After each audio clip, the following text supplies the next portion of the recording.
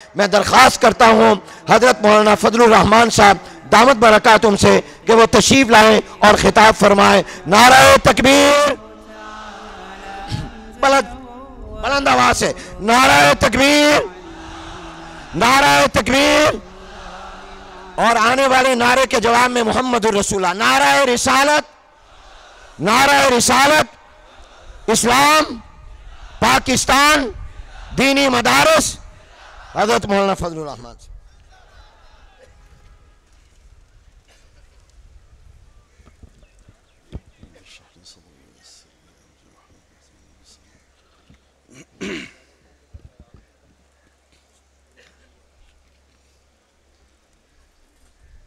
الحمد لله وكفى وسلام على عباده الذين اصطفى لا سيما على سيد الرسل وخاتم الأنبياء وعلى آله وصحبه ومن بهديه مهتدى. أما بعد فأعوذ بالله من الشيطان الرجيم. بسم الله الرحمن الرحيم. وجاهدوا في الله حق جهاده هو اجتباكم وما جعل عليكم في الدين من حرج ملة أبيكم إبراهيم هو سماكم المسلمين من قبل وفي هذا ليكون الرسول شهيدا عليكم وتكونوا شهداء على الناس فأقيموا الصلاة وآتوا الزكاة واعتصموا بالله هو مولاكم فنعم المولى ونعم النصير. صدق الله العظيم. جناب صدر محترم، اکابر علماء امت، بزرگان ملت،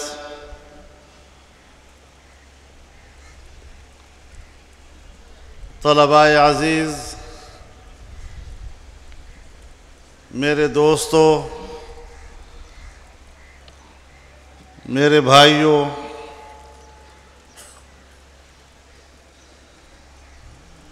ہم سب ممنون ہیں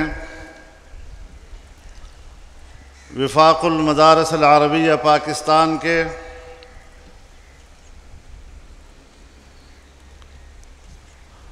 جنہوں نے تحفظ مدارس دینیہ کے عنوان سے ملک بھر میں اجتماعات کا اہتمام کیا ہے۔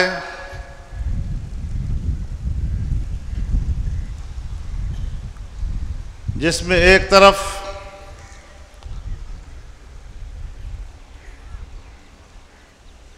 امتیازی حیثیت سے کامیاب ہونے والے اپنے فضلاء کو انعامات دیے جا رہے ہیں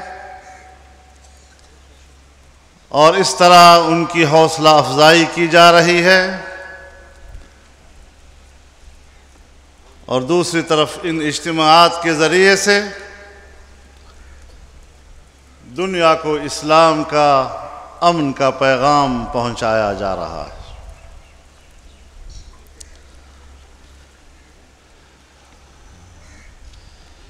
میرے محترم دوستو،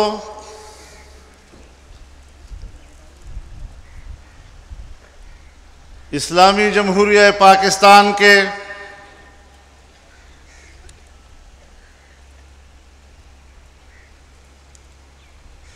ستاسٹھ سال پورے ہو رہے ہیں،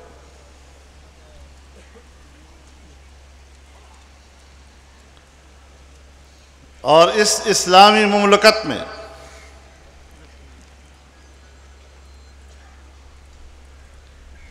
دینی مدارس اور ان سے وابستہ علماء اور طلباء ان علوم کے تحفظ کے لیے فکر مند ہیں۔ آخر کیوں؟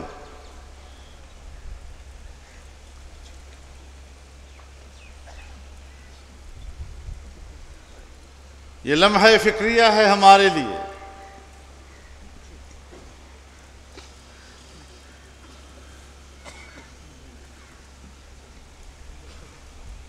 اور اس حوالے سے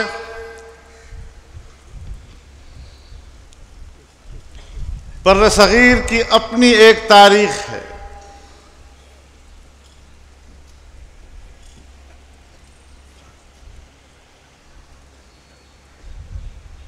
جب 1857 کو انگریز آزادی کی تحریک کو کچلنے میں بظاہر کامیاب ہوا،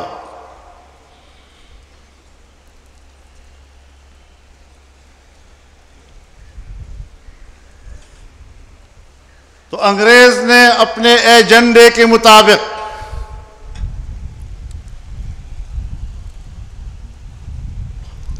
بر صغیر سے اسلام کا نام مٹانے کے لیے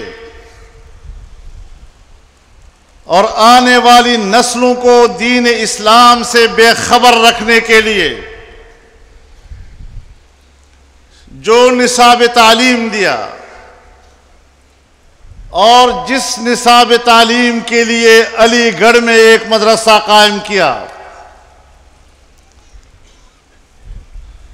لازم تھا کہ بر صغیر کے مسلمانوں کی دینی علوم سے آگاہی کے لیے اور دین اسلام سے اپنے نسبی تعلق کے لیے علوم دینیہ کے تحفظ کی خاطر الگ سے مدارس قائم کیے جائیں۔ چنانچہ دیوبند میں پہلا مدرسہ قائم کیا گیا۔ دیوبند کا مدرسہ دینی علوم کے عدم تحفظ کے احساس کے ساتھ قائم ہوا اور دینی علوم کے تحفظ کے جذبے کے ساتھ قائم ہوا۔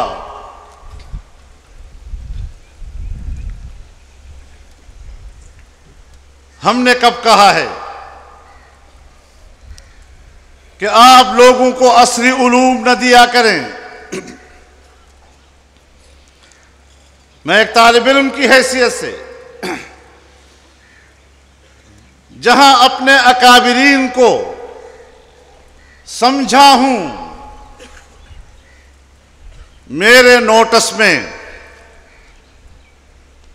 اپنے اکابر دارالعلوم دیوبند میں سے مجھے اپنے اکابر میں ایک بھی ایسا نظر نہیں آ رہا کہ جنہوں نے علی گڑھ کے مدرسے کے نصاب پہ اعتراض کیا ہو۔ ان حالات کے مطابق ایک نظریاتی تقابل ضرور تھا، لیکن اس کا یہ مطلب لینا کہ علماء شریعت یہ عصری علوم کے خلاف ہیں، یہ بھی انگریز کا ہی ایک پروپیگنڈا تھا۔ انہی کی اداروں نے معاشرے میں یہ تاثر پھیلانے کی کوشش کی، اور میں یہ بھی کہہ دینا چاہتا ہوں کہ بر صغیر پر 1000 سال سے زیادہ مسلمانوں نے حکومت کی۔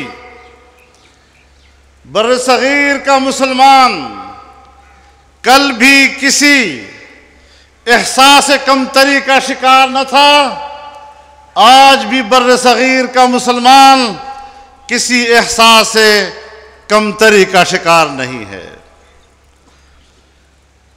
لیکن جب آج کے اس ماحول میں ہم بین الاقوامی ایجنڈے کا مطالعہ کرتے ہیں، دینی مدرسے کے حوالے سے وہ جس تاثر کو فروغ دے رہے ہیں، جس طرح دینی مدرسے کو انتہا پسندی سے وابستہ کیا جا رہا ہے، جس طرح دینی مدرسے سے وابستہ لوگوں کو شدت پسندی کی نسبت سے یاد کیا جاتا ہے، میں اس دنیا کو بتانا چاہتا ہوں کہ 21ویں صدی کے یہ فسادات 21ویں صدی کا یہ شورش جو آج ہمارے گرد پیش ہمیں نظر آ رہا ہے، اس کے ذمہ دار تم لوگ ہو یا اس کے ذمہ دار ہم لوگ ہیں؟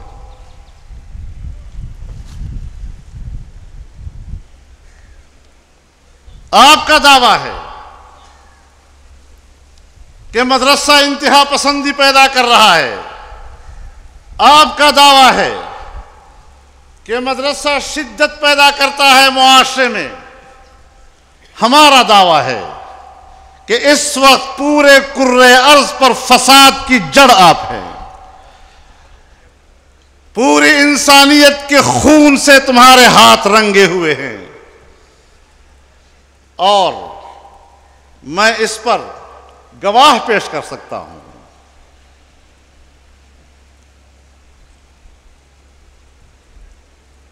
آج 21ویں صدی میں ہم زندگی گزار رہے ہیں، ذرا پیچھے جائیں، 20ویں صدی کی طرف جائیں، 19ویں صدی کی طرف جائیں،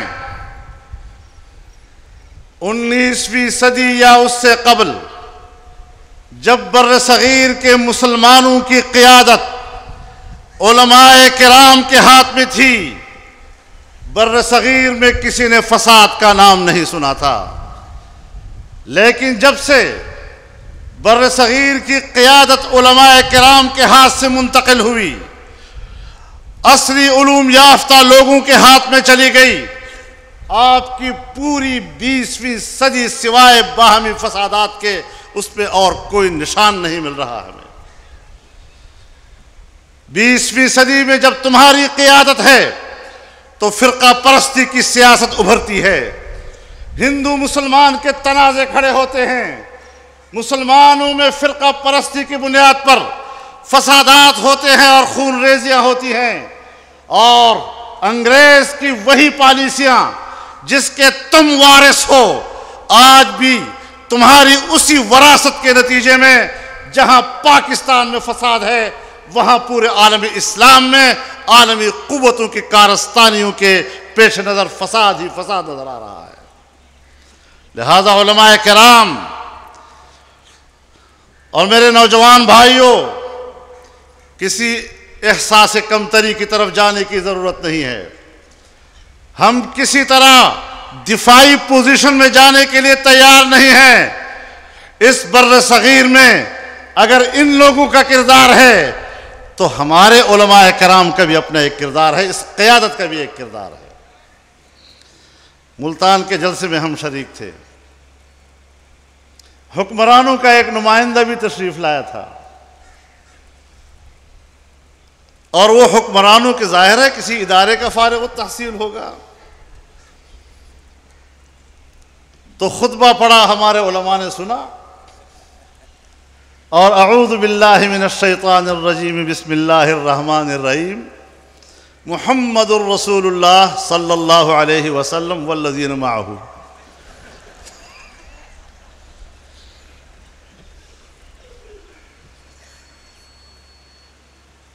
تو یہ آپ کے فارغ التحصیل حضرات کا حال ہے، ان حکمرانوں کے نمائندوں کا حال ہے کہ جب وہ قرآن کی نمائندگی کرتے ہیں تو قرآن ماتم کر رہا ہوتا ہے۔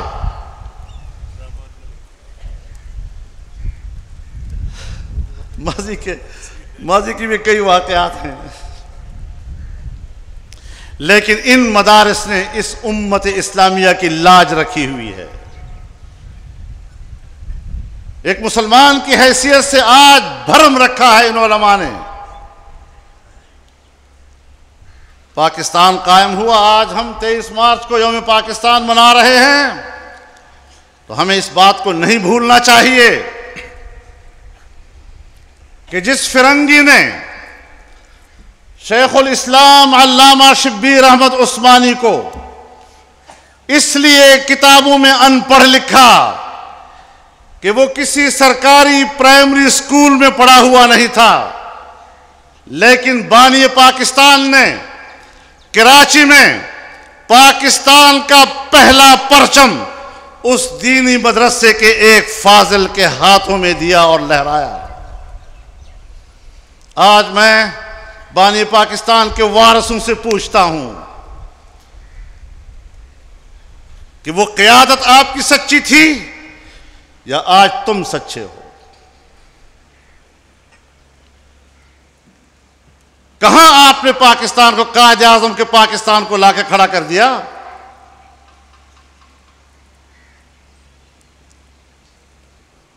تو میں نے پارلیمنٹ میں بھی کہا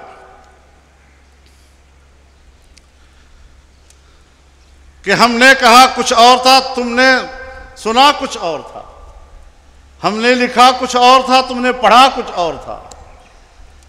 ہم نے تو آپ سے یہ کہا تھا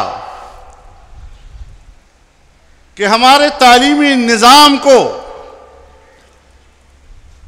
طبقاتی تقسیم سے محفوظ کر دیا جائے۔ میرے مدرسے میں طبقاتی تقسیم نہیں ہے۔ یہاں امیر کا بچہ ہو یا غریب گھرانے سے تعلق رکھنے والا طالب علم، ایک ہی ٹاٹ پر بیٹھ کر تعلیم حاصل کرتے ہیں، ایک ہی چٹائی پر بیٹھ کر تعلیم حاصل کرتے ہیں، ایک ہی طرح کا نصاب پڑھتے ہیں اور ایک ہی طرح کے مطبخ کا دال کھاتے ہیں۔ کوئی فرق نہیں ہے ان میں۔ لیکن اس ملک میں وہ تعلیمی ادارے بھی ہیں جہاں بڑے لوگوں کے بیٹے ماہانہ لاکھوں روپے کا فیس ادا کرتے ہیں، اور جن لوگوں کو نان جوین مہیا نہیں، انہیں ایک پھٹے پرانے ٹاٹ پر بھی تعلیم حاصل کرنے کے مواقع حاصل نہیں ہیں۔ آپ دینی مدارس کی بات کرتے ہیں، ذرا اپنے زیر انتظام اداروں کا حال لیجئے، جہاں چھوٹے بچوں کو، جہاں ابھرتے ہوئے جوانوں کو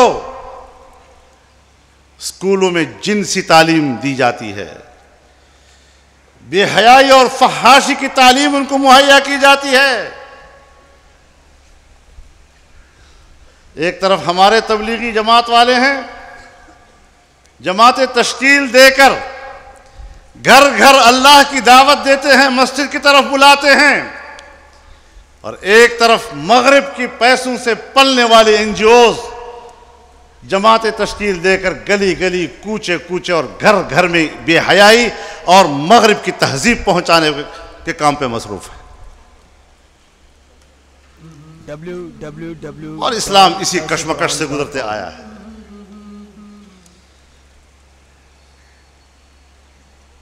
خوف کھانے کی کوئی بات نہیں ہے۔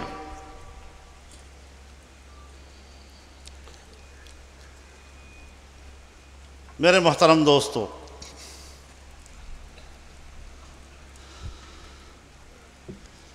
پوری دنیا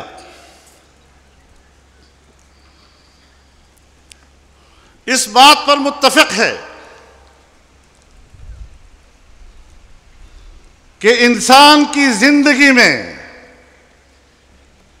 اعتدال پیدا کرنے والی چیز علم ہے،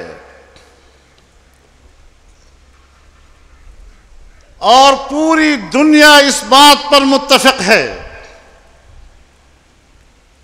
کہ انسان کی اجتماعی اور تمدنی اور مملکتی زندگی میں نظم و نسق پیدا کرنے کا ذریعہ قانون ہے۔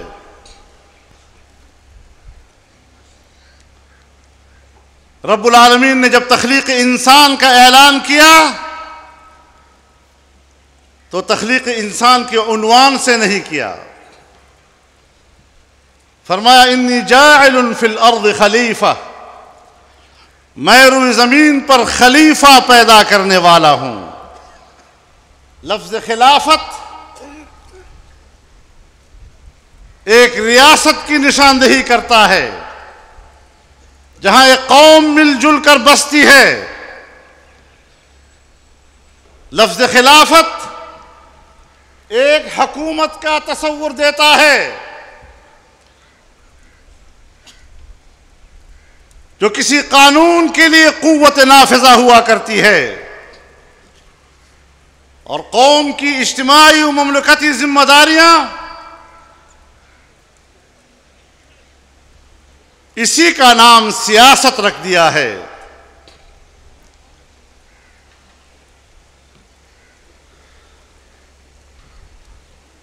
اور پھر جب اللہ نے خلافت کا اعلان کیا تو اگلی آیت میں فرمایا وَعَلَّمَ آدَمَ الْأَسْمَاءَ كُلَّهَا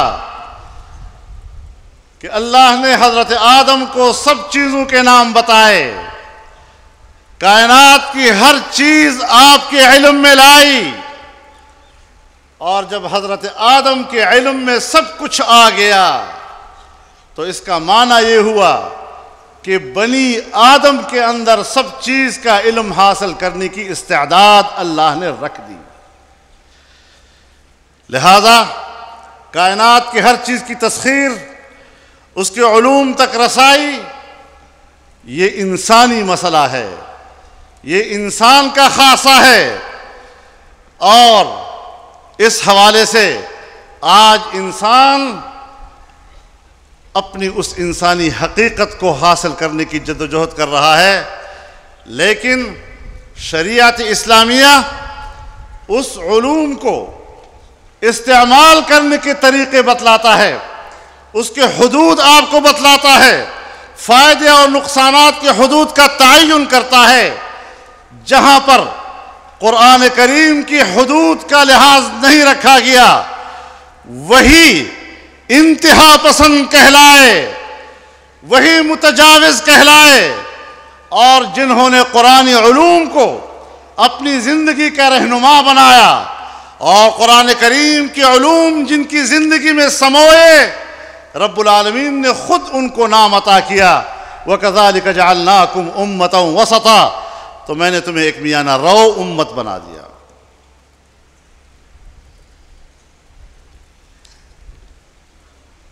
عجیب باتیں کی جاتی ہیں۔ چونکہ وفاق المدارس کے عنوان سے اجتماع ہے،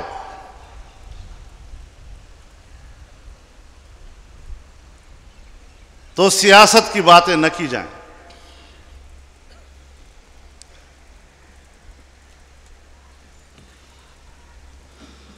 ہمارے اکابر ہیں، ہمارے علماء ہیں، ہمارے قدوہ ہیں۔ دارالعلوم دیوبند کو اللہ نے جو اکابر دیے، اللہ نے علم ہی کے لیے چنے تھے۔ میں مضمون پڑھ رہا تھا حضرت حکیم الاسلام قاری محمد طیب صاحب رحمہ اللہ کا، هو الذي بعث في الأميين رسولا منهم يتلو عليهم آياته ويزكيهم ويعلمهم الكتاب والحكمة وإن كانوا من قبل لفي ضلال مبين۔ اس آیت سے تین باتیں اخذ کی ہیں، تین باتیں اخذ کی ہیں۔ پہلی چیز تعلیم احکام کی ہے، دوسری چیز تزکیہ نفس کی ہے، اور تیسری چیز تنظیم اعمال کی ہے۔ اور حضرت خود فرماتے ہیں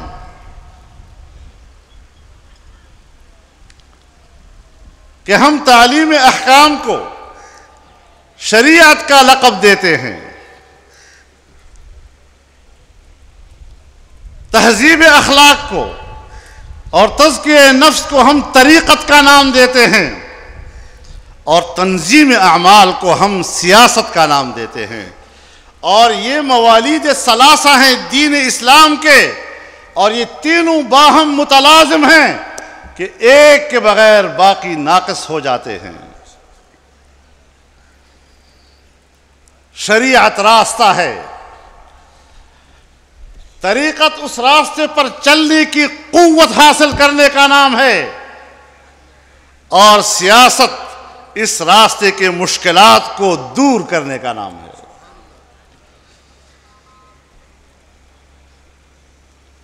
سیاست وہاں غلط ہے جس کی رہنمائی مغرب کرے گا۔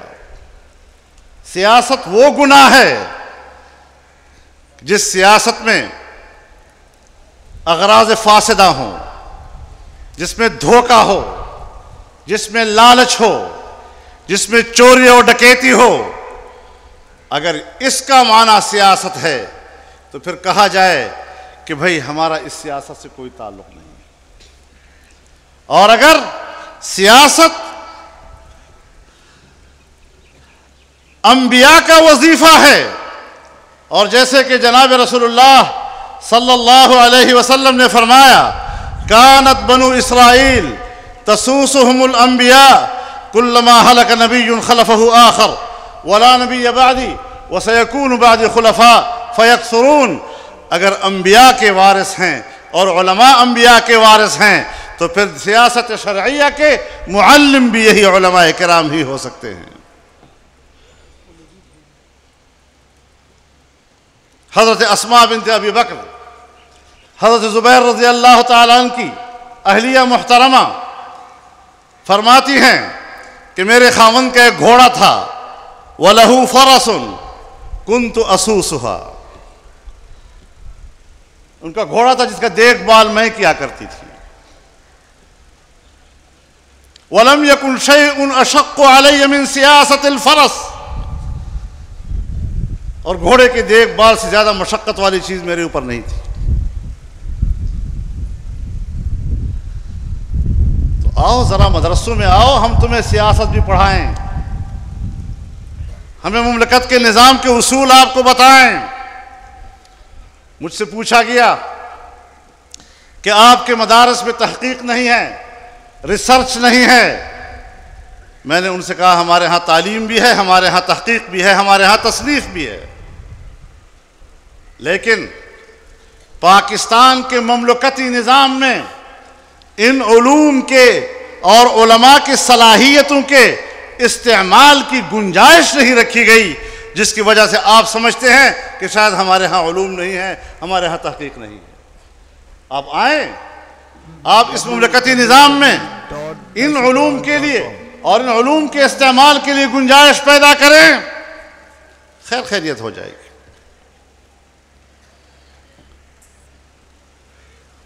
آپ ان کو دھکیل رہے ہیں، آپ دنیا میں پروپیگنڈا کر رہے ہیں کہ دہشت گردی یہاں سے پھوٹتی ہے۔ آپ اتنی بڑی وفاق المدارس کو نہیں دیکھ رہے، جس کے نیٹ ورک میں اس وقت 18,000 مدارس ہیں، جہاں 20 لاکھ سے زیادہ طلباء پڑھتے ہیں۔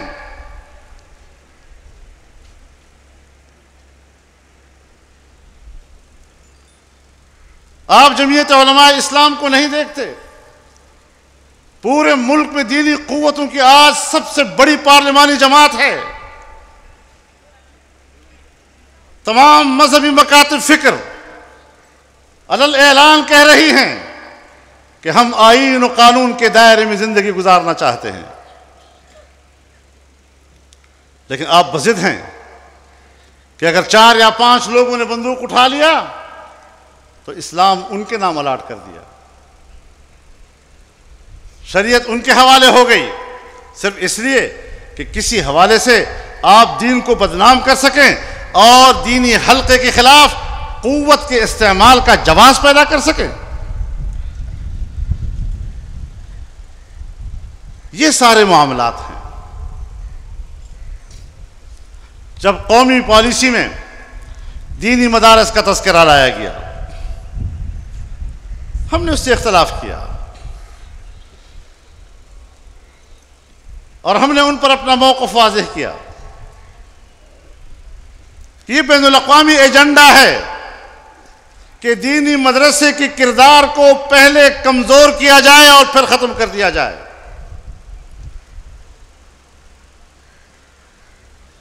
کیوں مدرسہ نشانے پہ ہے؟ کسی بھی قوم کو غلام بنانے کے لیے جب آپ اس قوم سے مذہب اور اس کی تہذیب کا لباس کھینچ لیتے ہیں پھر وہ قوم اپنی آزادی برقرار نہیں رکھ سکتی۔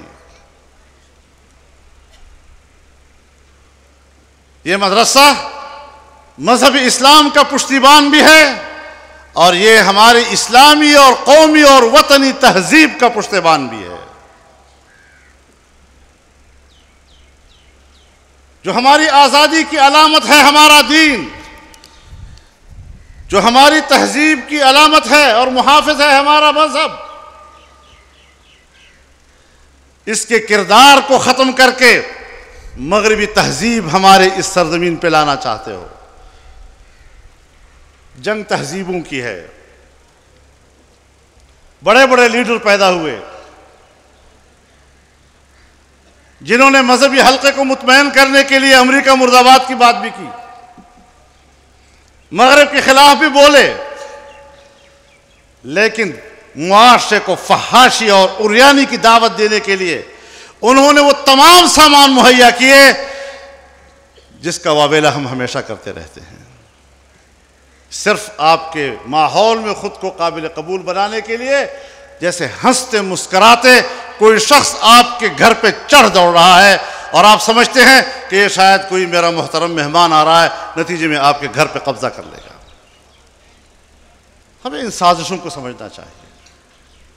بین الاقوامی دنیا کیا کہہ رہی ہے آپ سے، اس کو سمجھنا چاہیے۔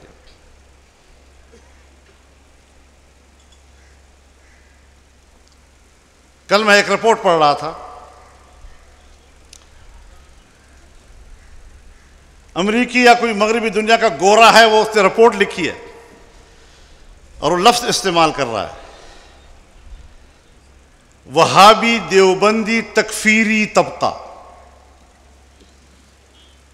جب ایک دفعہ آپ دیوبندی ہیں اور حنفی ہیں، تکفیری کب ہوئے؟ لیکن آپ کو اس زمرے میں شامل کرنے کی کوشش کی جا رہی ہے تاکہ آپ کو انتہا پسند ثابت کیا جا سکے۔ تو اس حوالے سے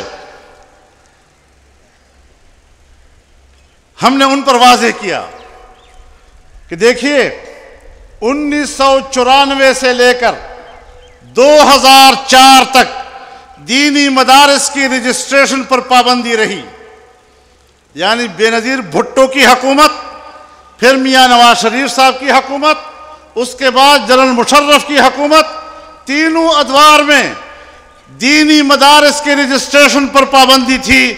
2004 میں مذاکرات ہوئے، رجسٹریشن کا ایک نیا قانون اس پہ اتفاق ہوا اور اس قانون کے تحت دینی مدارس کے نصاب تعلیم پر اتفاق کیا گیا، دینی مدارس کے نظم و نسق کے نظام پر اتفاق کیا گیا، دینی مدارس کی فنڈنگ اور اس کے مالیاتی نظام پہ اتفاق کیا گیا، اور ان تینوں باتوں پہ اتفاق رائے کے بعد ایک متفقہ آرڈیننس آیا جس کی قانون سازی وفاق میں بھی ہوئی اور جس کی قانون سازی صوبوں کے اندر بھی ہوئی۔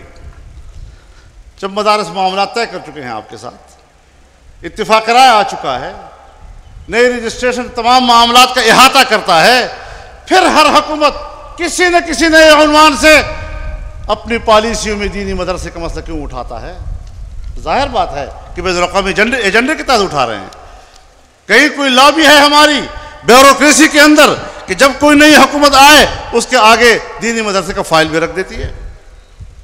کہیں نہ کہیں کوئی کمزوری تو نظر آتی ہے، اس کو زیر بحث لانا شروع کر دیتے ہیں۔ سو میں نہایت ادب کے ساتھ دینی مدارس سے بھی عرض کرنا چاہتا ہوں کہ یہ آپ کی قیادت بیٹھی، یہ آپ کے اکابر بیٹھے ہیں، سٹیج پر جو پیغام دنیا کو دینا چاہتے ہیں یہ ہم سب کا پیغام ہونا چاہیے۔ یہ میرے درسگاہ کے اندر کے استاد کا پیغام بھی ہونا چاہیے اور میرے درسگاہ کے طالب علم کا پیغام بھی ہونا چاہیے۔ جب ہم سٹیج پر کچھ کہہ رہے ہوتے ہیں اور ہمارا کوئی استاد وہ حجرے میں کوئی اور بات کر رہا ہے، ایک طالب علم کو ہم ایک اور پیغام دے رہے ہیں اور میرے شاگرد کو میرا ایک استاد کوئی دوسرا پیغام دے رہے ہیں، انٹیلیجنس تو آپ کو دیکھتی ہے اگر ہم نہ دیکھ سکیں۔ سرکاری اداروں میں کیا رپورٹ جائے گی کہ یہ علماء جھوٹ بولتے ہیں، اوپر سے کچھ کر رہے ہیں اندر سے کچھ کہہ رہے ہیں؟ لہٰذا آپ نے اپنے آپ کو زندہ رکھنا ہے، مدارس کو زندہ رکھنا ہے۔ جنگ اگر آتی ہے تو آئے، لیکن سب سے پہلے ان سازشوں کو ناکام کرنا ہے کہ پہلے ہم نے اللہ سے عافیت مانگنی ہے، اور اس کے لیے ہم نے تمام حکمتیں طے کرنی ہیں۔ اس کے لیے آپ اپنی قیادت کو، آپ اپنے اس نظم کو، آپ اپنے اس وفاق کو ایک حکمت عملی بنانے کے لیے مواقع دیں، اور جو وہ کہیں ان پر ہمارا ایک ایک طالب علم، ایک ایک استاد مکمل عمل کرتا ہوا نظر آئے، تاکہ دنیا کے سامنے ہمارے کردار میں تقسیم اور تضاد اور تصادم نظر نہ آئے۔ یہ میری ایک درخواست ہے۔ مؤدبانہ یہ کمزوریاں ہیں ہمارے اندر کچھ، لیکن وہ جزوی کمزوریاں اس کو ابھارا جائے گا، اور یہ جو اجتماعی طور پر ہماری طے شدہ حکمت عملی اور پالیسی ہے اس کو دبایا جائے گا، اس کا موقع نہ دیا جائے کسی کو، اس کی ضرورت نہیں ہے۔ جو حالات ہم دیکھ رہے ہیں آج کے دور میں تو اچھے حالات نہیں ہیں۔ میں تو ہر طرح سے اسباب ہلاکت دیکھوں،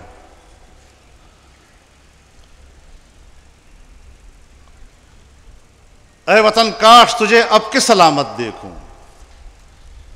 وہ جو بے ظرف تھے اب صاحب میخانہ ہوئے، اب بمشکل کوئی دستار سلامت دیکھوں۔ حالات اچھے نہیں ہیں۔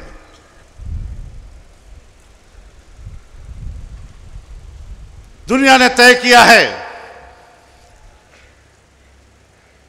کہ جنگجویانہ مہم جوئی کے ساتھ مقاصد کو حاصل کیا جائے۔ یہ کثیر المقاصد جنگ ہے، جس کا ایک حصہ تہذیبوں کی جنگ ہے، اور یہ سب سے اہم حصہ ہے اس پوری دنیا کی لڑائیوں کا۔ اپنے محاذ کو سمجھیں ذرا، آپ اور ہم کس محاذ پہ کھڑے ہیں؟ تہذیبوں کے اس محاذ پر ہم نے ایک جبہے کے طور پر کام کرنا ہے، اور ان اداروں کی بقا کا سوچنا ہے۔ تعجب اس بات کی ہے کہ 40 سال سے اسلامی نظریاتی کونسل کی سفارشات قانون سازی کی منتظر ہے، اور یہ آئین پاکستان کا تقاضا ہے، لیکن آج تک کوئی سفارش پارلیمنٹ کے اور قانون ساز اسمبلی کے فلور پہ نہیں آ رہی۔ تو ایک کہتا ہے کہ ہم آئین کو نہیں مانتے، ایک کہتا ہے آئین پر عمل درآمد نہیں کرنے دیں گے۔ دونوں قریب قریب ہوئے نا۔ ہم کہتے ہیں آئین پہ عمل کرو، قانون سازی کرو، مت ڈرو کسی سے۔ ہمارے ساتھ وعدہ کیا گیا کہ ہم اسمبلی کے پہلے اجلاس میں قانون سازی کے لیے سفارشات لے آئیں گے۔ آج کون سا اجلاس ہو رہا ہے؟ 8واں 9واں اجلاس ہو رہا ہے، لیکن ابھی تک سفارشات پارلیمنٹ کے فلور پہ نہیں آ رہی۔ یہ ایک جدوجہد ہے، یہ ہم سب کی مشترکہ جدوجہد ہے، اس میں ہم سب ایک جان ہیں، اس میں ہمارا سب کا نفع نقصان شریک ہے۔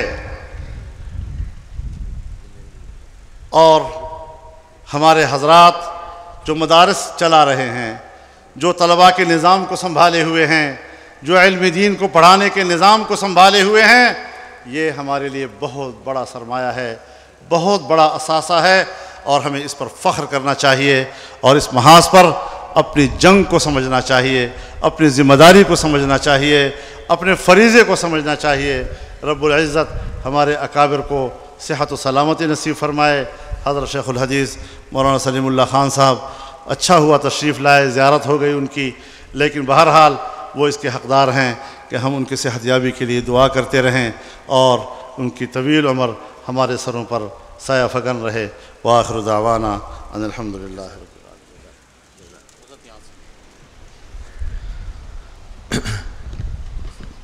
یہ تھے حضرت مولانا فضل الرحمان صاحب دامت برکاتہم العالیہ۔ اب میں اس شخصیت کو دعوت دے رہا ہوں جن کی زندگی کے ایک ایک منٹ اور سیکنڈ اور لمحے کو میں سونے اور چاندی سے زیادہ قیمتی سمجھتا ہوں، اور جنہوں نے اپنی زندگی کا ایک لمحہ بھی شاید ضائع نہیں کیا۔ میری مراد ہے شیخ الاسلام حضرت مولانا مفتی محمد تقی عثمانی دامت برکاتہم جامعہ دارالعلوم کراچی کے نائب صدر اور عالم اسلام کی ممتاز شخصیت تشریف لاتے ہیں۔ شیخ الاسلام حضرت مولانا مفتی محمد تقی عثمانی صاحب دامت برکاتہم، آپ ایک دفعہ پھر کھڑے ہو کر استقبال فرمائیے گا۔ نعرہ تکبیر۔ آپ کی آواز تو مدھم ہو گئی، تھک تو نہیں گیا، بڑی دیر ہو گئی۔ نعرہ تکبیر۔ یہ آواز بڑی دور تک جانی چاہیے۔ نعرہ تکبیر۔ جو نعرہ اب لگواؤں گا محمد الرسول۔ نعرہ رسالت، نعرہ رسالت، اسلام، اسلام، وفاق المدارس، مدارس دینیہ، علماء اسلام، پاکستان، شیخ الاسلام حضرت مولانا مفتی محمد .درسقرآن.com۔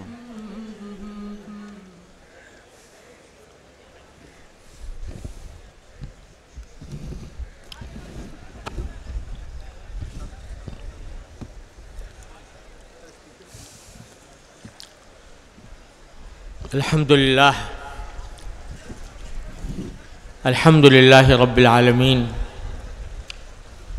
والصلاة والسلام علی سیدنا و مولانا محمد خاتم النبیین وعلی آلہ و اصحابہ اجمعین وعلی کل من تبعہم بإحسان الی یوم الدین۔ جناب صدر گرامی قدر، حضرات علماء کرام، میرے عزیز طالب علم ساتھیوں، معزز حاضرین، السلام علیکم ورحمۃ اللہ وبرکاتہ۔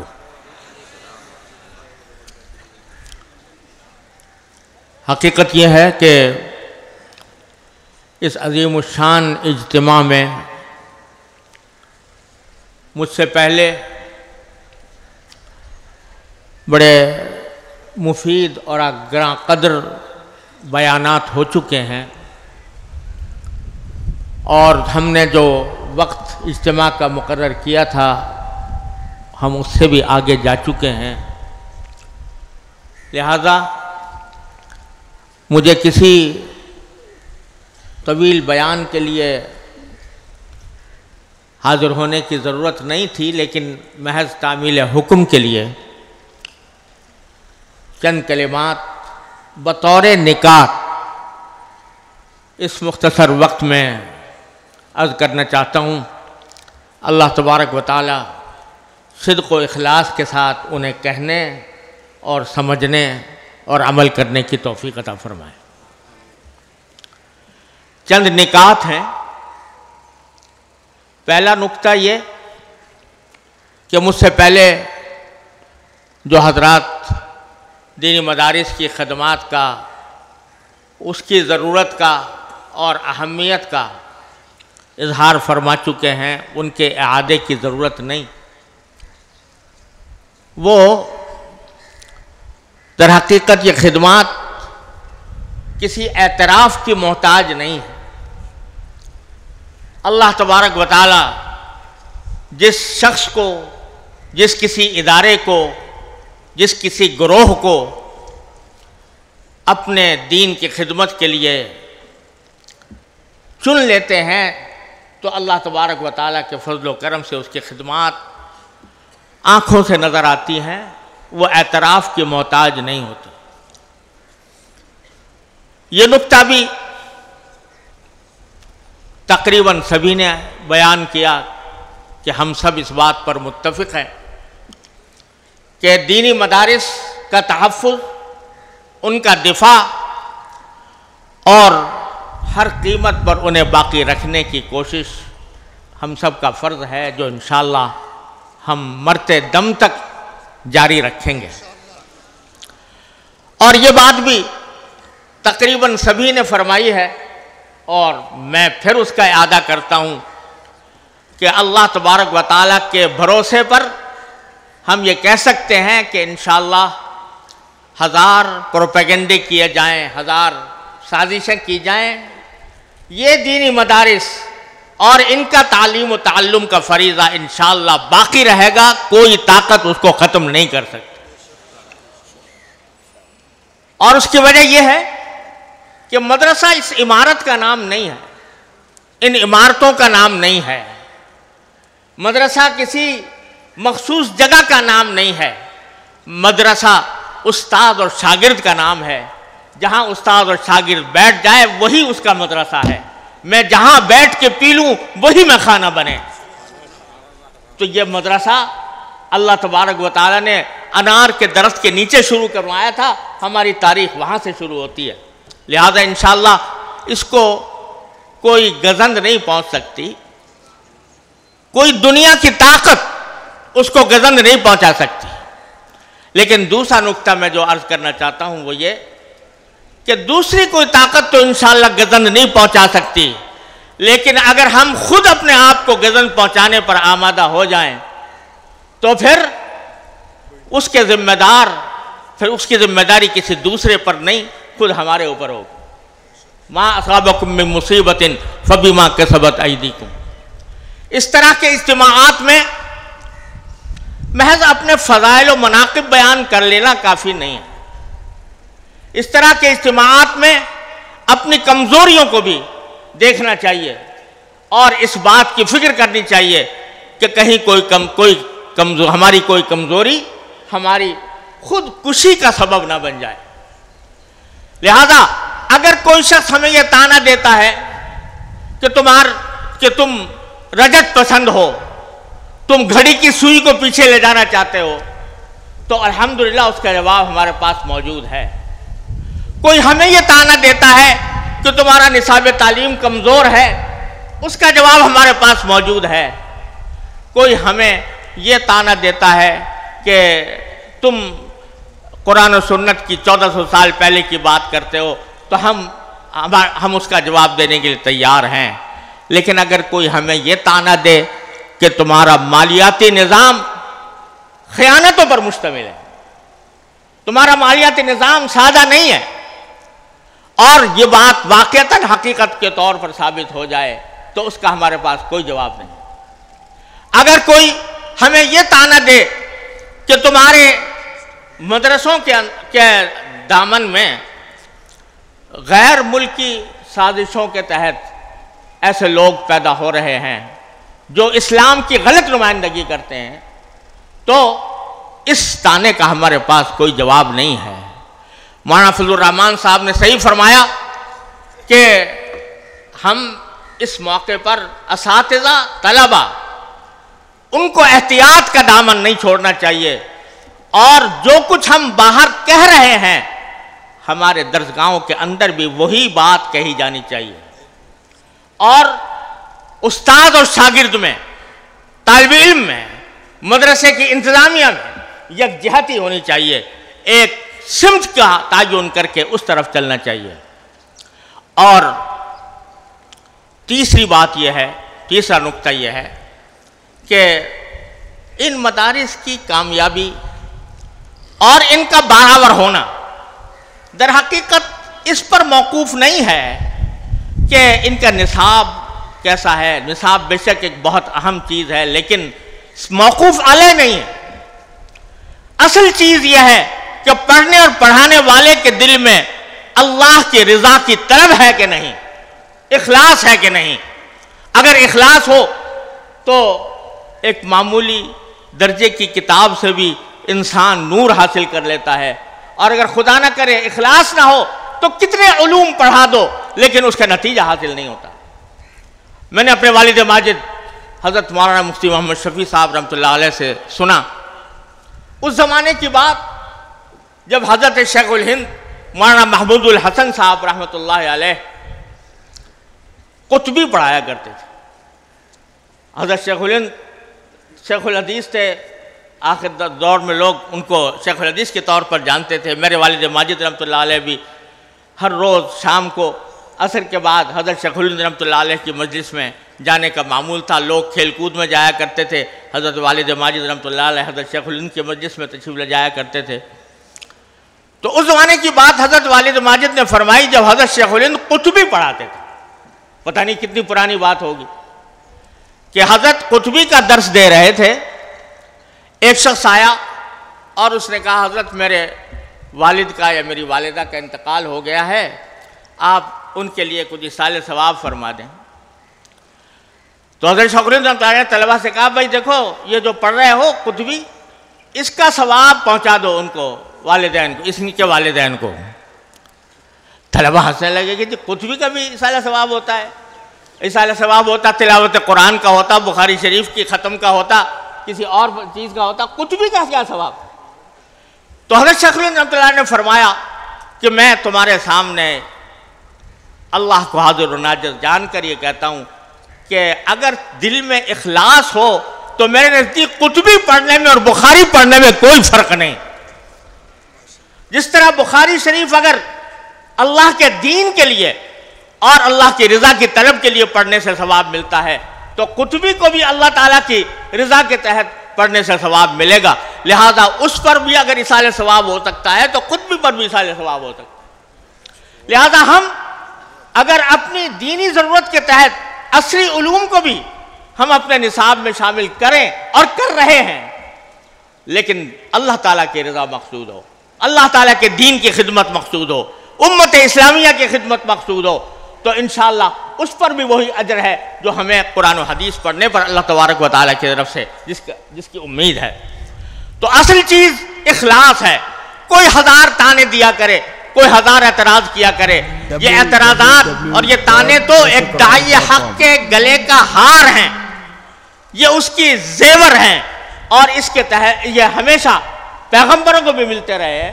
لیکن اصل بات یہ کہ ہمیں نہ اس تانے کی پرواہ ہو, نہ کسی کی مدح و تعریف کی پرواہ ہو. ہم کوئی کام اس لیے نہ کریں کہ ہم کسی جگہ کھڑے ہو کر ہم جب اس بات کو بیان کریں گے تو لوگ ہماری تعریف کریں گے, لوگ ہمارے اوپر ہمارے ہاتھ چومیں گے یا ہمیں اعلیٰ درجے کے القاب سے نوازیں گے. ہمارا مقصود صرف اللہ تبارک و تعالیٰ کی رضا جوئی ہو. تو یہ اخلاص اگر ہوگا تو انشاءاللہ دنیا کی کوئی طاقت ہمیں نقصان نہیں پہنچا سکتی. حضرت مولانا نے بڑی اچھی بات فرمائی کہ سیاست کو دین سے الگ سمجھنا اور یہ سمجھنا کہ مدرسہ اور سیاست میں تضاد ہے. مولانا نے فرمایا کہ یہ بات درست نہیں, اس لیے کہ سیاست بھی دین کا ایک عظیم شعبہ ہے. اور حضرت مولانا قاری محمد طیب صاحب رحمۃ اللہ علیہ کے حوالے سے حضرت مولانا فضل الرحمان صاحب نے فرمایا کہ دین کے جو مختلف شعبے ہیں ان میں سیاست ایک اہم شعبہ ہے, اور یہ ایک ایسی حقیقت ہے کہ جس سے کوئی بھی شخص جو دین کی ادنا سمجھ رکھتا ہو انکار نہیں کر سکتا. مجھ جیسے طالب علم جس کی ساری عمر پڑھنے پڑھانے میں گزری بسم اللہ کے گنبد میں, اس نے بھی سیاست کے اوپر ایک کتاب لکھ دی ہے, اسلام اور سیاسی نظریات, اور اس کا ایک نسخہ مولانا کی خدمت میں بھی پیش کیا تھا. تو سیاست کے دین کا ایک حصہ, لازمی حصہ ہونا ایک مسلم بات ہے, اس میں کسی اختلاف کی کوئی گنجائش نہیں. لیکن ساتھ ہی ساتھ تقسیم کار کے بھی کچھ تقاضے ہوتے ہیں. تقسیم کار کے تقاضے یہ ہیں کہ ہم سب کا مقصد تو ایک ہو لیکن ہمارے دائرہ کار مختلف ہوں, تو اس صورت میں دونوں کے تقاضوں میں بعض اوقات جو تضاد پیدا ہوتا ہے وہ تضاد نقصان پہنچا دیتا ہے. لہذا اگر ہم اپنے ہاں دارالعلوم کے اندر قواعد و ضوابط کے اندر ہم نے یہ لکھا ہوا ہے کہ بھئی یہاں طالب علم رہتے ہوئے سیاسی سرگرمیوں میں حصہ لینا ممنوع ہے, تو اس کو یہ سمجھنا کہ یہ سیاست کو دین سے خارج کرنے والی بات ہے, ایسا نہیں, بلکہ وہ اس لیے ہے تاکہ تقسیم کار کا اصول برقرار رہے, اور تقسیم کار کے اصول کے تحت جب ہم باہمی تعاون سے کام کریں گے, جب کوئی شخص جہاد پر جاتا ہے تو کوئی تلوار اٹھاتا ہے, کوئی توپ داغتا ہے, کوئی ان کے لیے کھانا پکاتا ہے, کوئی ان کے لیے راحت و آرام کا انتظام کرتا ہے, یہ سب جہاد میں شریک ہیں, لیکن چونکہ مقصد ایک ہے. لیکن تقسیم کار کے تحت مختلف فرائض مختلف افراد انجام دیتے ہیں, اس کے تحت ہماری گزارش یہ ہے کہ مدرسہ اور وفاق المدارس اس کو نیری تعلیم اور تدریس کے ساتھ ہی اس کو مخصوص سمجھا جائے، اور اس کو اگر یہ صرف تعلیم و تدریس میں مشغول ہیں اور سیاسی سرگرمیوں کے اندر خود داخل نہیں ہوتے تو اس کا مطلب یہ نہ سمجھا جائے کہ یہ سیاست کو دین سے الگ سمجھتے ہیں۔ بہرحال یہ اللہ تبارک و تعالیٰ کا بہت بڑا کرم ہے کہ وفاق المدارس کی چھتری کے نیچے مختلف جماعتیں جو بعض اوقات ایک دوسرے کے ساتھ بیٹھنے کی بھی روادار نہیں ہوتی اور جن کے آپس میں تنازعات بھی ہیں، لیکن اللہ تبارک و تعالیٰ نے ایسی چھتری ہمیں عطا فرما دی ہے وفاق المدارس کی شکل میں کہ ساری جماعتیں، سارے مختلف الخیال لوگ اس چھتری کے تحت جمع ہیں۔ اللہ تعالیٰ اس چھتری کو قائم و دائم رکھے، اللہ تبارک و تعالیٰ اس میں ترقی عطا فرمائے۔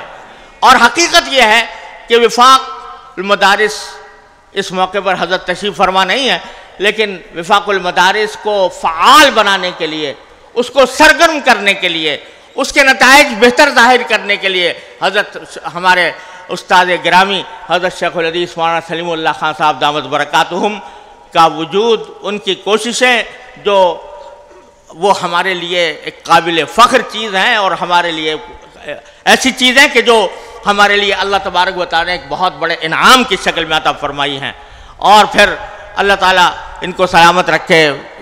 وفاق المدارس کے ناظم اعلیٰ مولانا حنیف جالندری صاحب، اللہ تبارک و تعالیٰ ان کی عمر اور علم اور عمل میں برکت عطا فرمائے۔ ان کی پہم جد و جہد اور انتھک کوششیں وفاق کو اس درجے تک پہنچانے میں بہت بڑا ان کا کردار ہے۔ اللہ تبارک و تعالیٰ اس کی بہترین جزا ان کو عطا فرمائے۔ میں اس موقع پر ان تمام طلباء کو جنہوں نے اس پوزیشن حاصل کرنے پر انعام حاصل کیے ہیں یا سندیں لی ہیں، ان سب کو، ان کے اساتذہ کو، ان کے والدین کو، ان کے مدارس کو اور ان کے تمام رشتہ داروں کو مبارکباد پیش کرتا ہوں، اور ساتھ ہی اس عظیم اجتماع کے انعقاد پر، اس منظم اجتماع کے انعقاد پر وفاق المدارس کے تمام کی اس کمیٹی کو جس نے یہ انتظام کیا، اور اپنے دارالعلوم کے رفقا جنہوں نے اس میں تعاون کیا، اور تمام حاضرین کو جنہوں نے اپنی تشریف آوری سے اس کو کامیاب بنایا، تہ دل سے شکریہ ادا کرتا ہوں۔ اللہ تبارک و تعالیٰ اس اجتماع کو ہم سب کے لیے، اللہ تبارک و تعالیٰ اس اجتماع کو ہم سب کے لیے خیر و برکت کا ذریعہ بنائے اور ہمیں سیدھے راستے پر چلنے کی توفیق عطا فرمائے۔ وآخر دعوانا ان الحمدللہ رب العالمین۔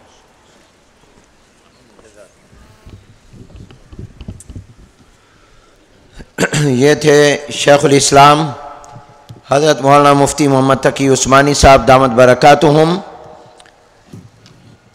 آپ کے اور اس سے پہلے حضرات کے بیانات کے دوران انعامات بھی تقسیم ہوتے رہے، اعزازات بھی تقسیم ہوتے رہے، مختلف درجات میں نمایاں حیثیت میں کامیاب ہونے والے طلباء کو، طالبات کے سرپرستوں کو، متعلقہ مدارس و جامعات کے مہتممین کو انعامات اور اعزاز دیے جاتے رہے، اور اب انشاءاللہ وختامہ مسک آج کی اس تقریب کے صدر وفاق المدارس العربیہ پاکستان کے مرکزی نائب صدر جامعۃ العلوم الاسلامیہ علامہ بن نوری ٹاؤن کراچی کے محتمم حضرت مولانا ڈاکٹر عبدالرزاق اسکندر صاحب دامت برکاتہم کا بیان ہم سنیں گے، اور اس کے بعد فوراً دعا ہوگی، اور دعا بھی ڈاکٹر صاحب کرائیں گے۔ کوئی ساتھی اپنی جگہ سے دعا سے پہلے اٹھنا تو بعد کی بات ہے، ہلے بھی نہیں، اس لیے کہ اتنے مقبولین کا اجتماع ہے، کتنے اللہ کے مستجاب الدعوات بندے اس میں ہوں گے، اور اس دعا پر جب ہم سب لوگ آمین کہیں گے، دعا میں شریک ہوں گے، تو انشاءاللہ ہمارے حالات بدلیں گے، اور یہ دعا ہمارے لیے بہت بڑا انعام ہوگی۔ اور اصل تو عبادت کی روح اور مغز دعا ہی ہوتا ہے، اس لیے تمام حضرات اپنی جگہوں پر تشریف رکھیں گے، دعا کے بعد اٹھیں گے، اذان اس کے بعد ہوگی، نماز اور اذان میں 15 منٹ کا وقفہ ہوگا، اور نماز کے بعد پھر کا نظم ہے وہ مولانا رشید اشرف صاحب سے درخواست ہے کہ وہ اس کا اعلان فرما دیں آگے کے نظم کا۔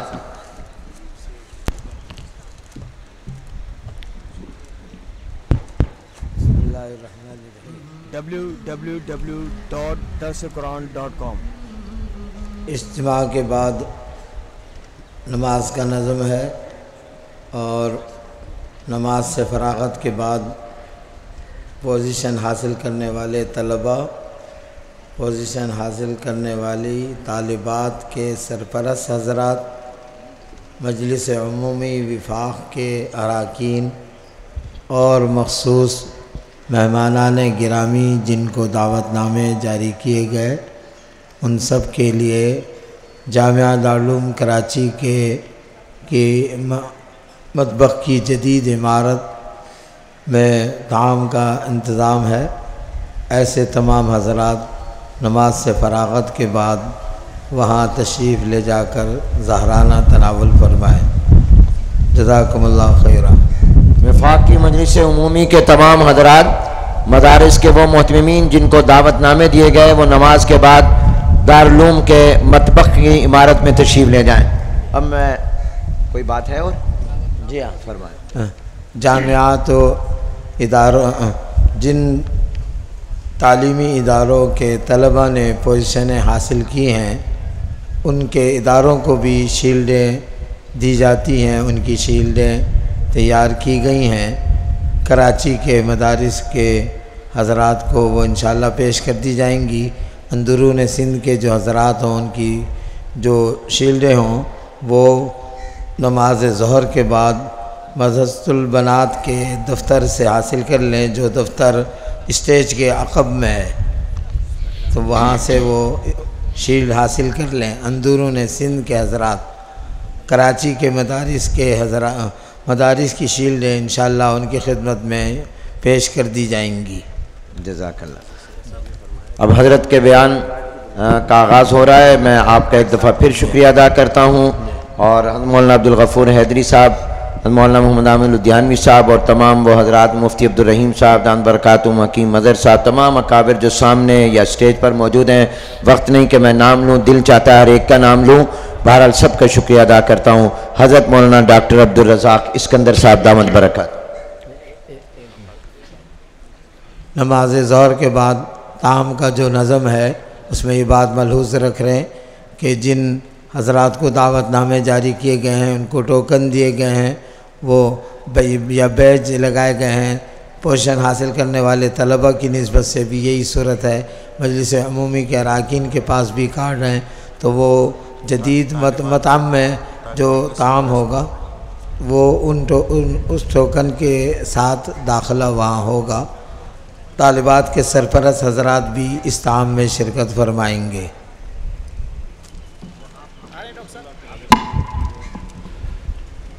الحمد للہ الذی ارسل رسولہ بالہدى ودین الحق لیظہرہ علی الدین کلہ وکفى باللہ شہیدا، وافضل الصلاۃ والسلام علی سیدنا محمد الذی بلغ الرسالہ وأدى الأمانة ونصح الأمة وكشف الغمة، وعلى آله وصحبه الذين تحملوا هذه الأمانة وبلغوها إلى الناس، وعلى من تبعهم بإحسان ودعا بدعوتهم إلى يوم الدين۔ قابل صد احترام علماء کرام، میرے عزیز طلباء اور معزز مہمانان گرامی، السلام علیکم ورحمۃ اللہ وبرکاتہ۔ بہت کچھ باتیں ہم نے سن لی، انشاءاللہ مجھے زیادہ بات کرنے کی ضرورت نہیں ہے، چند باتیں عرض کروں گا۔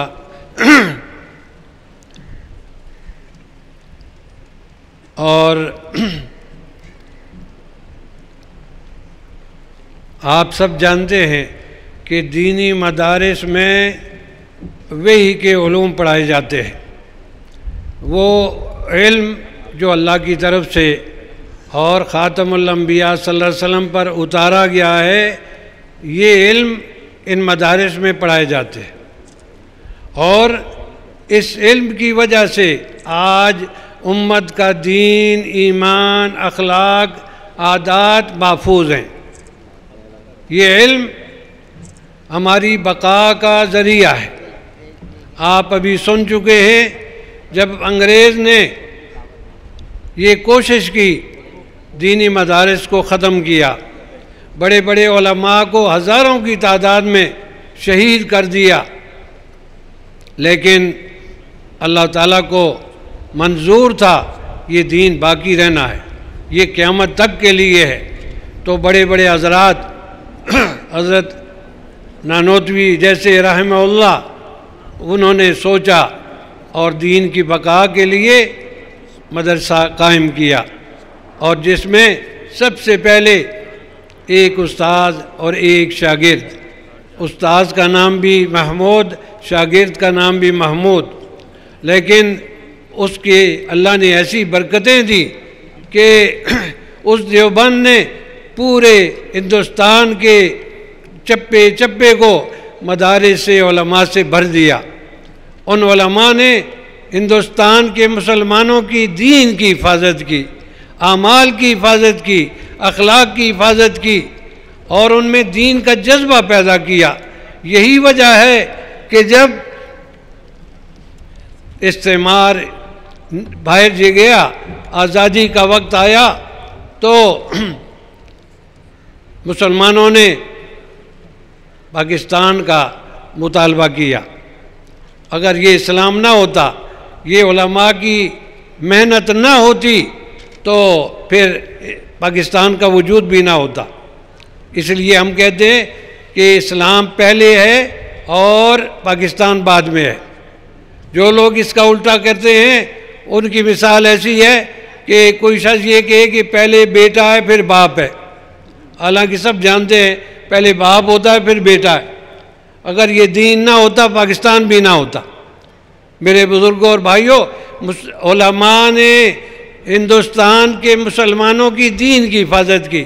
آپ جانتے ہیں کہ جب انگریز آیا تو بڑے بڑے پادری، چونکہ ان کی طرف سے حمایت حاصل تھی، انہوں نے مناظرے کیے، مسلمان علماء کو چیلنج کیے، لیکن ہر میدان میں مسلمان علماء نے ان کو شکست دی ہے۔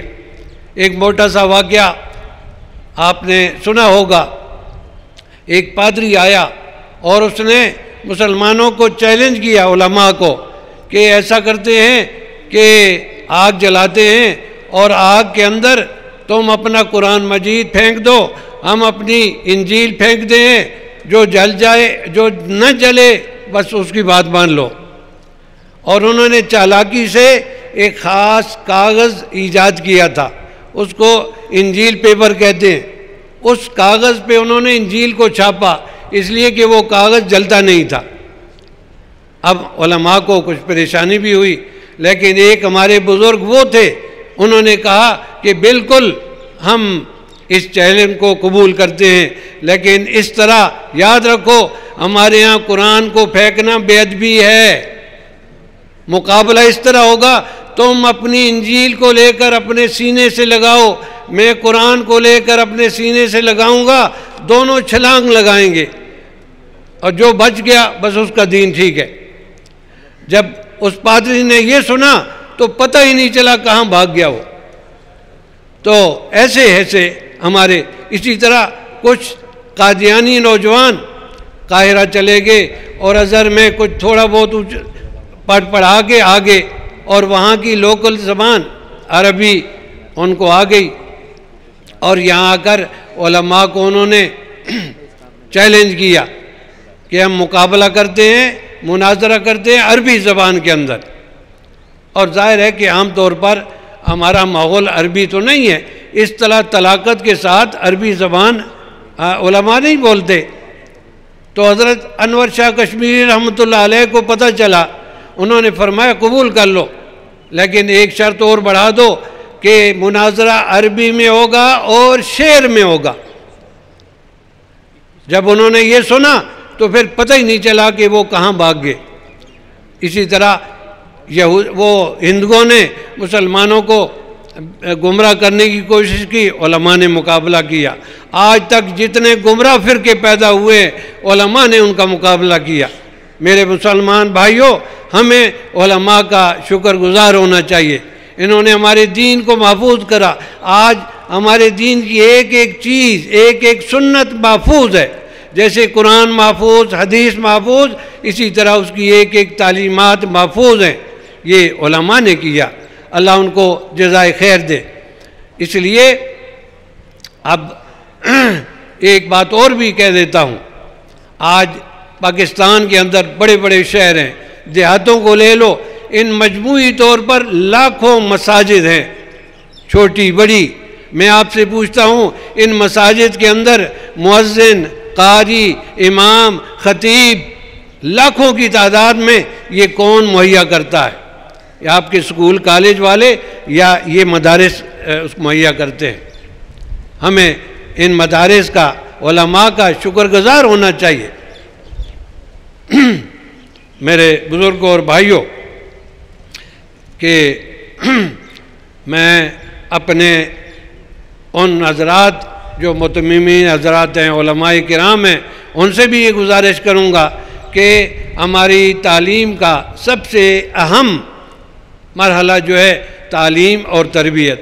ہم پوری توجہ تعلیم کی طرف دیں اور طلباء کی تربیت کی طرف دیں، تاکہ جو طالب علم یہاں سے نکلے اور وہ ایک جامع شخصیت کے حساب سے نکلے، جہاں بھی جائے مسلمانوں کی قیادت کر سکے، مسلمانوں کی رہنمائی کر سکے.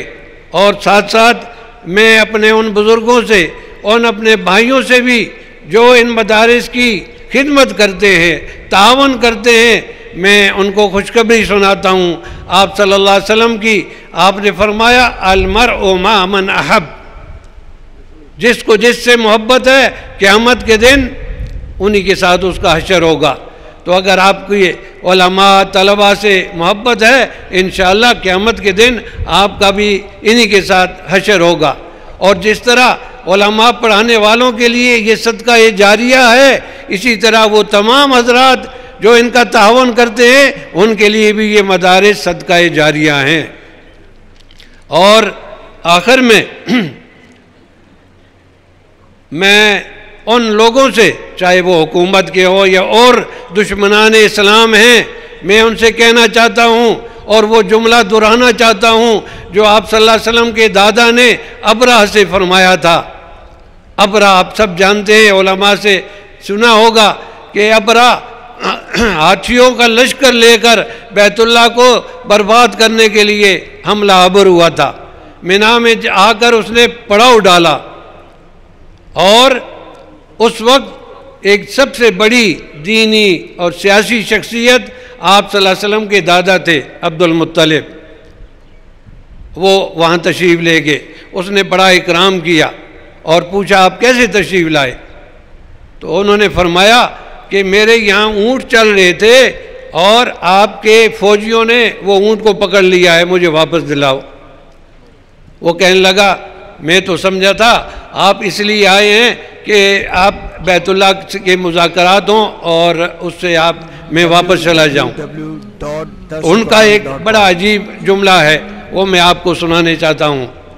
حضرت عبد المطلب نے فرمایا کہ اونٹ کا مالک میں ہوں، اس لیے میں نے اونٹ کا مطالبہ کیا ہے، باقی رہا بیت اللہ، ان لہذا البیت ربا یحمی، اس گھر کا ایک رب ہے، وہی اس کی حفاظت کرے گا، اس کا میں ذمہ دار نہیں ہوں. اور پھر اللہ نے، آپ سب جانتے ہیں کیسی حفاظت کی. اللہ چاہتا تو انہی مینا کی پہاڑیوں میں ان ہاتھیوں سے ڈبل ہاتھی نکال کے ان پہ حملہ کرا دیتا، لیکن اللہ کو اس کی ضرورت نہیں ہے.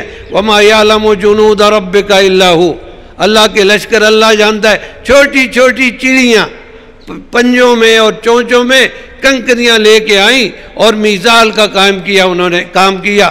فَجَعَلَهُمْ كَعَصْفٍ مَّأْكُولٍ، تباہ و برباد کر کے رکھ دیا.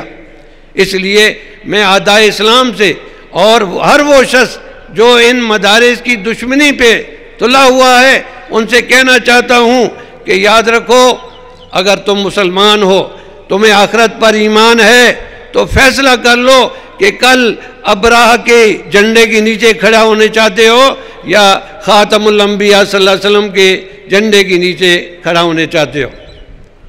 اللہ تعالیٰ آپ حضرات ہمیشہ اپنی دعاؤں کے اندر بھی یہ دعا کیا کریں کہ اللہ تعالیٰ ان مدارس کی حفاظت فرمائے اور ان میں ان کو چلانے والے اور پڑھنے والے پڑھانے والوں کو اللہ تعالیٰ مزید توفیق عطا فرمائے۔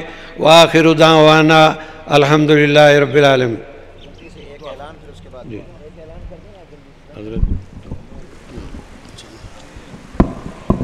دعا سے پہلے یہ اعلان سماعت فرما لیں کہ انشاءاللہ نماز کے لیے مسجد اور اس کے بعد آپ مطبخ میں وہ حضرات جن کو یہاں کارڈ جاری کیے گئے ہیں، دعوتی کارڈ یا بیج جاری کیے گئے ہیں، وہ ان کو دکھا کر وہاں تشریف لے جائیں گے، ورنہ جو ہمارے مسئولین ہیں یا ہمارے سندھ سے ناظم ہیں ڈاکٹر سیف الرحمان صاحب اور کراچی کے مولانا امداد اللہ صاحب، یہ سب حضرات یہ خود جو علماء ہیں مدارس کے لوگ ہیں، یہ چونکہ ان کو پہچانتے ہیں، اس لیے یہ حضرات سے درخواست ہوگی کہ یہ ان کی ضیافت کے اندر ہمارے ساتھ تعاون فرمائیں۔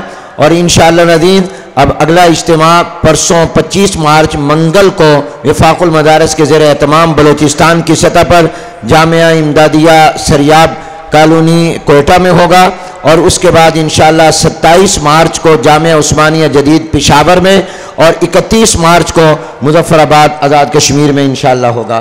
اب حضرت ڈاکٹر صاحب سے دعا کی درخواست۔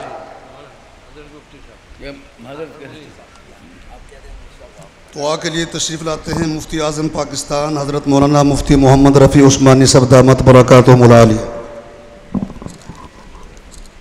اللہم صلی علی سیدنا و نبینا و حبیبنا و مولانا محمد وبارک وسلم علیہ۔ ربنا تقبل منا انک انت السمیع العلیم وتب علینا انک انت التواب الرحیم۔ ربنا ظلمنا انفسنا وان لم تغفر لنا وترحمنا لنكونن من الخاسرین۔ ربنا لا تؤاخذنا ان نسینا او اخطأنا۔ ربنا ولا تحمل علينا إصرا كما حملته على الذين من قبلنا۔ ربنا ولا تحملنا ما لا طاقة لنا به واعف عنا واغفر لنا وارحمنا أنت مولانا فانصرنا على القوم الكافرين۔ ربنا افرغ علينا صبرا وثبت أقدامنا وانصرنا على القوم الكافرين۔ ربنا لا تجعلنا فتنة للقوم الظالمين ونجنا برحمتك من القوم الكافرين۔ يا حي يا قيوم برحمتك نستغيث أصلح لنا شأننا كله ولا تكلنا إلى أنفسنا طرفة عين۔ اللهم إنا نسألك تمام العافية ونسألك دوام العافية ونسألك الشكر على العافية۔ اللهم أسعدنا بتقواك ولا تشقنا بمعصيتك۔ اللهم الطف بنا في تيسير كل يسير فإن تيسير كل عسير عليك يسير۔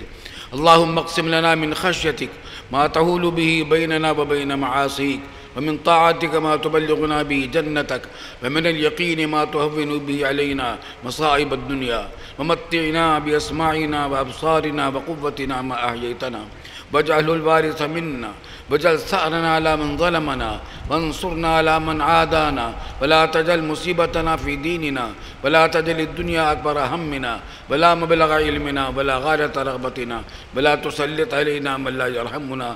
اللهم زدنا ولا تنقصنا، وأكرمنا ولا تهنا، وأعطنا ولا تحرمنا، وآثرنا ولا تؤثر علينا، وأرضنا وارض عنا۔ اللهم إنا نعوذ بك من الفتن ما ظهر منها وما بطن۔ اللهم إنا نعوذ بك من الحور بعد الكور۔ یا اللہ یا رحمان یا رحیم، ہمارے تمام گناہوں کو معاف فرما دیجئے۔ یا اللہ ہمارے اس اجتماع کو ہمارے تمام مسلمانوں کے درمیان اتحاد و اخوت اور الفت کا مستحکم ذریعہ بنا دیجئے۔ یا اللہ اس وفاق المدارس کی بھی حفاظت فرما، اس سے ملک مدارس کی بھی حفاظت فرما، مدارس کے معاونین، طلباء اور اساتذہ منتظمین سب کی جانوں کی مانوں کے آبرو کی حفاظت فرما۔ یا اللہ ہمارے وطن عزیز پاکستان میں امن و امان قائم فرما دے۔ یا اللہ ہمارے وطن عزیز پاکستان کی جغرافیائی سرحدوں کی بھی حفاظت فرما، نظریاتی سرحدوں کی بھی حفاظت فرما، یہاں حق کا بول بالا فرما، اہل حق کو سربلندی عطا فرما، اور پاکستان کو صحیح معنی میں اسلامی فلاحی مثالی مملکت بنا دیجئے بفضلک و کرمک یا ارحم الراحمین۔ یا اللہ ہم سے جس نے دعا کے لیے کہا یا لکھا ہے ان کے تمام جائز مرادیں اور حاجتیں اپنے فضل و کرم سے پوری فرما دیجئے، ہماری بھی اور ہمارے سب متعلقین کی بھی تمام جائز مرادیں اور حاجتیں اپنے فضل و کرم سے پوری فرما دیجئے۔ یا اللہ جن طلبہ کو آج کے جلسے میں انعامات دیے گئے ہیں یا اللہ ان کے علم و عمل میں اور عمر میں برکت عطا فرما، ان کے اساتذہ کی محنتوں کو شرف قبول سے نواز دے، ان کے ماں باپ کے لیے بھی یا اللہ ان انعامات کو آخرت کے انعامات کا ذریعہ بنا دیجئے۔ یا اللہ جن طلبہ نے انعام حاصل نہیں کیے ان کو بھی مزید محنت کری اور تقویٰ کے ساتھ محنت کی توفیق عطا فرما۔ یا اللہ ہمارے مدارس میں تعلیم و تدریس اور تربیت کو بنیادی اہمیت عطا فرما دیجئے۔ یا اللہ ہمارے طلبہ میں تعلیم کی اور تربیت کی جو کمی ہے اس کو دور فرما دیجئے۔ یا اللہ یا ارحم الراحمین ہمیں سچا پکا مسلمان بنا دیجئے، ہمارے علم و عمل میں عمروں میں برکت عطا فرما، ہمارے ہر قدم پر رہنمائی ہماری دستگیری فرما۔ یا اللہ وفاق المدارس کے منتظمین، ناظم اعلیٰ صدر صاحب اور ناظم اعلیٰ اور نائب صدر اور تمام ان کے رفقا، یا اللہ ان کی ہر قدم پر رہنمائی فرما، دستگیری فرما، ان کی محنتوں کو شرف قبول سے نواز دے۔ اللہم اجعلنا ممن توکل علیک فکفیتہ واستہداک فہدیتہ واستنصرک فنصرتہ، یا من لا تضرہ الذنوب ولا تنقصہ المغفرہ، ہب لنا ما لا ينقصک واغفر لنا ما لا يضرک انک انت الوہاب۔ اللہم احسن عاقبتنا فی الامور کلہا واجرنا من خزی الدنیا وعذاب الآخرہ۔ اللہم صلی علی سیدنا ونبینا وحبیبنا ومولانا محمد وبارک وسلم علیہ برحمتک یا ارحم الراحمین۔ www.darsuquran.com هذا القرآن يوحدنا لطريق الخير يوجهنا، الله تعالى أنزله ورسول الله معلمنا، رسول الله معلمنا.